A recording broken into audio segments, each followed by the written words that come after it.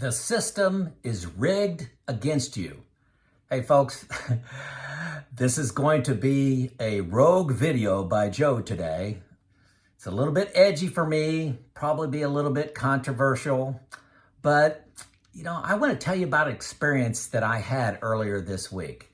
I was actually asked to participate on a podcast. This happens to me. This is probably, the fourth or fifth podcast I've been on. And I don't want to say which one this was, but it didn't go well.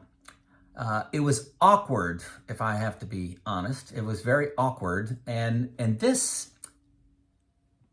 the content of this video that I'm making today is really not for this audience to absorb, but maybe to help you in your travels, the people that you run into, maybe to articulate your position, because I think this is a group of people that takes control of their destiny. They feel responsible. Just give me a flat playing field and let me win the game. So I love this audience, but I just felt compelled to make this video and reflect on that podcast that I was on. Well, it started off with, hey, we have high inflation, there's high interest rates, we got these out of control student loans, we got unchecked immigration, big corporations are impacting policy, government is corrupt, we got a national debt disaster, corporations are buying homes, driving up home prices, people can't afford them, on and on and on. Joe, what do you think? And I was like, And my question for this group, and I think this is a great starter when somebody goes after all the bad things that are being thrown at you from the media and social media. Here's a simple question. And this is credited to a guy named Dave Rubin that I listened to. The question: are you better off than your grandparents? Very simple question. Are you better off than your grandparents? Now, our system is far from perfect. Not saying perfect. And that's, this country and Constitution, we're trying to form a more perfect union. We're not claiming to be perfect, okay? But let's compare today to my grandparents. Look at the advances in medicine, disease, war, constant war in the 19th century. 2 cars, maybe even 3 cars in your driveway. Teenagers are driving cars. My grandparents had one, and we're lucky to have one. Car safety. You got an iPhone or a smartphone in your pocket. The education opportunities that are open to everybody. Public education, secondary education, skilled trades. Access to information. That's a level playing field. Google anything, right? Your GPS system, food. Most of us get enough food, okay? Vacation time. 3 weeks, 4 weeks of vacation. Boats, campers. Did my grandparents have a boat or a camper? No, I don't have one either, but that's not even a thought for them. Travel that we're doing. Overall safety. How easy it is to apply for jobs and change jobs, with online services. A lot of people working from home, 8-hour workday, 5 days a week. Government safety nets. I'm happy to pay for those. All the volunteer organizations that are out there, I participate in 4 now, but volunteer nonprofits that are out there helping people and leisure time or free time to be a part of those. Just leisure time. Talk to your grandparents, or my grandparents. They're not alive, sorry. But leisure time, like what? What are you talking about? All your time was working. And working around the house and doing laundry and cleaning. Everything was much more laborious. Name something that is worse today than for your grandparents.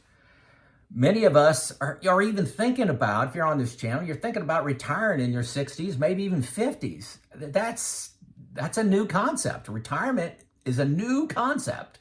When you look at the human race, it's something that's really evolved over the last, few decades. The treatments of minorities and women made great strides, not where we want to be. I have a daughter that's a chemical engineer. I mean, you think back 50 years, that was a unicorn. A daughter that's thriving in the in a chemical business. Home buying, okay? This host was bringing me down a path of how expensive home buying is, and that's where a lot of people save. The biggest portion of their savings can be locked up in their home. My first home, I got a 9% fixed interest rate loan, and I was ecstatic. Interest rates around, I'm going back to 1987.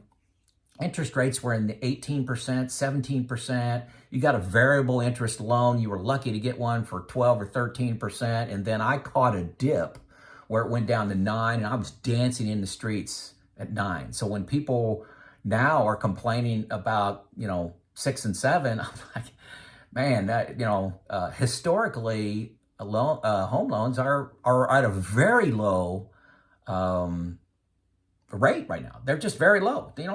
Google, the last 50 years of home interest rates, and you'll see we're way down on the curve.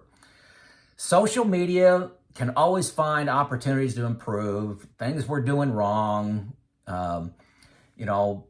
But it's hard to argue that we're not advancing. It's hard to argue. Media wants tension. They want disagreement. This is how they drive viewership. Want you to stay watching the television.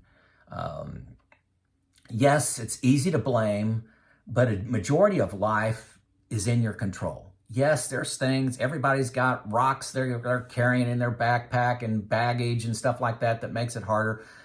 But there's a lot of great news out there if you step back and look at the trends. Get out of the individual events and look at the trends. Good news just doesn't sell. It doesn't keep the interest of people.